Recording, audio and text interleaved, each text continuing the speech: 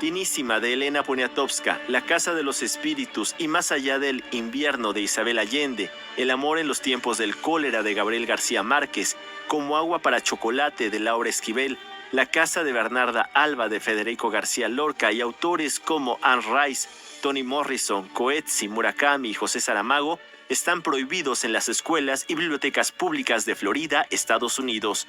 Esto por la ley HB 1467.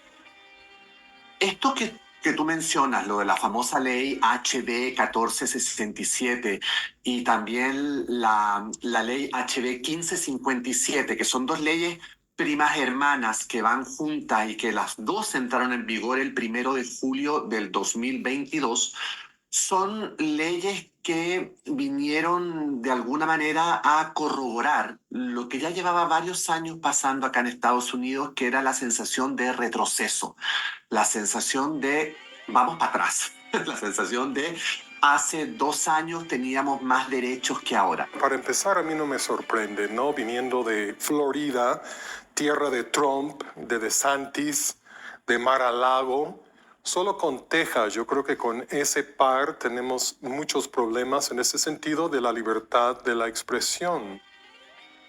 La ley permite a los padres denunciar cualquier libro que consideren inapropiado para sus hijos. Para evitar demandas, las escuelas y bibliotecas los están retirando. Hay un castigo de hasta 5 años en la cárcel para aquel o aquella profesora bibliotecaria que se atreve a no acatar, digamos, estas nuevas restricciones, ¿no? Es una especie de índice de libros prohibidos digno de la no santa Inquisición, ¿no? Vamos, es un regreso total, vamos, en el tiempo, en las actitudes, en la política.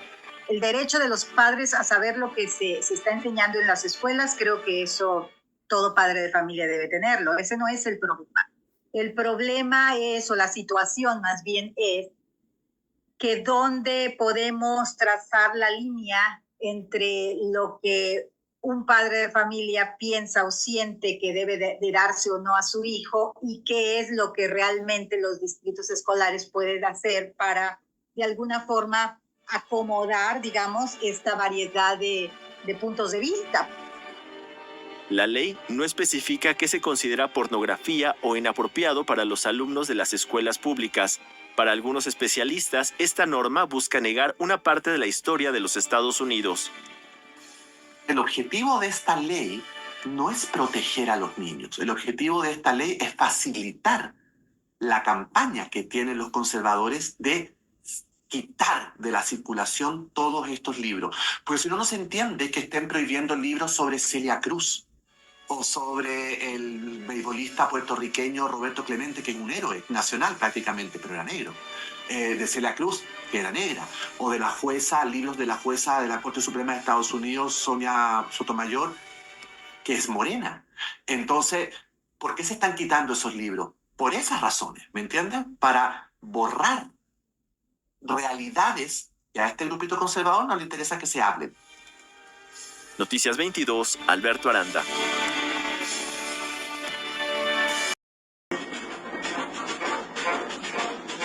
Estantes vacíos, bibliotecas con secciones cerradas y una lista de más de 600 títulos que todos los días crece es lo que ha dejado la ley HB 1467. Pero esos son los 673 libros, son los que fueron retirados de los salones de clase. Pero hay más de 5.000 libros prohibidos en Estados Unidos que ni siquiera alcanzaron a llegar a las estanterías de las bibliotecas o de los salones de clase. Las consecuencias a futuro sobre las traducciones de títulos del español al inglés y las ventas en aquel país son inciertas, así como la afectación en la educación de los niños y adolescentes. Nosotros tenemos una hija de 4 años que justo cuando nos tocó a nosotros matricular a nuestra hija en el colegio es que se pone en vigencia, entra en vigor esta ley, por lo tanto nos impidió a nosotros poder tener a nuestra hija en una escuela pública. Nosotros nos cambiamos de casa y nos vinimos a vivir donde estamos viviendo porque nos gustan mucho los colegios públicos que están cerca de nuestra casa. Y yo pago impuestos anualmente altísimos para, digamos, financiar con mis impuestos la educación pública, cosa que hago feliz, por supuesto. Pero yo no tengo la posibilidad de poner a mi hija en una escuela pública, porque mi hija viene de una familia que para esa ley es ilegal. Si mi hija hiciera un dibujo, por ejemplo, donde aparecen sus dos papás, ese dibujo habría que destruirlo rápidamente en la escuela porque el profesor podría meterse en un lío. La censura hacia la literatura siempre ha estado presente.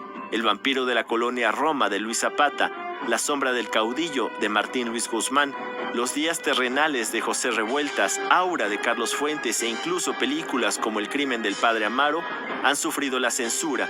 Sin embargo, la sociedad siempre ha dado la batalla. Hay una especie de contracorriente, ¿no? Donde las librerías ponen en una mesa, miren ustedes, estos son todos los títulos de Toni Morrison, por ejemplo, de Isabel Allende, por ejemplo, que han sido prohibidos por el estado de Florida, que es donde más atención se le ha dado, aunque tengo información en el sentido de que también en Texas tienen una situación parecida y teniendo a sendos gobernadores tan, la verdad, espantosos como el de Texas y como el de Florida, pues a mí no me sorprende, ¿no? Que sean esos los dos estados donde se comete esta injusticia. O sea, ¿puede crecer más? Yo creo que sí puede crecer más. La ley está más que nada ahora mismo en Florida, es donde está vigente, pero la realidad es que este diálogo sobre los libros, sobre la censura, etcétera, sobre lo que se debe de enseñar o no en los recintos escolares, la verdad es que es a nivel nacional. No trates de quitarle a niños, porque además estamos hablando de niños que están en formación, no trates de quitarle lecturas a niños, no trates de negarle la historia a los niños, no les quites a Ana Frank a los niños, no les quites libros que son fundamentales para entender el contexto mundial en el que vivimos y sobre todo no les quites libros a niños que hablan de sus propias identidades, porque a los 12, 13, 14 años son los años más importantes de tu formación como ser humano. Noticias 22, Alberto Aranda.